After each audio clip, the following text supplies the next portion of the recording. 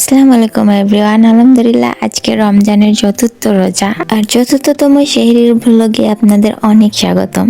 আলহামদুলিল্লাহ দেখতে দেখতে রমজানের দিনগুলো কেমন দ্রুত চলে যাচ্ছে।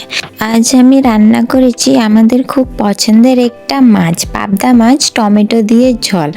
আমাদের ছোট্ট দুজনের সংসার, আমি আর আমার হাজবেন্ড। ছোট্ট সংসার হলেও আলহামদুলিল্লাহ ভালোবাসা আর শান্তিতে ভরা। আমি আজকে শুধু পাবদা মাছই রান্না করলাম, আর কিছু রান্না করিনি, কারণ আমার শাশুড়ি আমাকে 2 রকমের ভাজি পাঠিয়ে দিয়েছিলেন রাতে খাওয়ার জন্য। করলা ভাজি আর পুঁই শাকের বিচি দিয়ে আলুর চচ্চড়ি ছিল। এটা খুবই মজা ছিল খেতে, আর আমার শাশুড়ির হাতের রান্না অসাধারণ মজা হয়। এই তো আমি টেবিলে খাওয়ার রেডি করে দিলাম, আর আমার হাবিকে খাওয়ার জন্য টেবিলে ডাকলাম। আমি আর আমার হাজবেন্ড দুইজন মিলে ডাইনিং টেবিলে বসে গেলাম।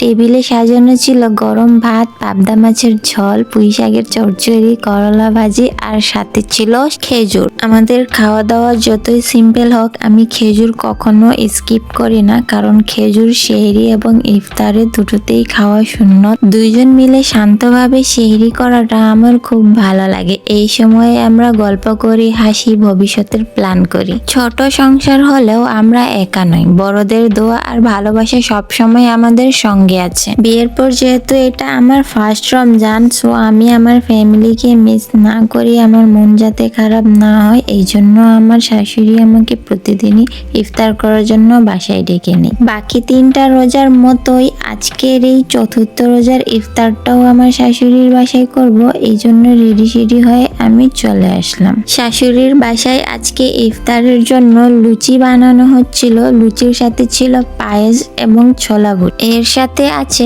আরো অনেক রকম আইটেম। সবকিছুতেই আছে ঘরোয়া স্বাদ আর ভালোবাসা। সবাই মিলে একসাথে বসে ইফতার করার আনন্দটাই আলাদা। এই সুন্দর মুহূর্তগুলোর জন্য আল্লাহর কাছে অনেক অনেক শুকরিয়া। সবাই আমাদের জন্য দোয়া করবে, আর যদি ভিডিওটা ভালো লাগে তাহলে লাইক, কমেন্ট আর সাবস্ক্রাইব করতে ভুলবে না। আবার দেখা হবে আগামী ব্লগে ইনশাআল্লাহ।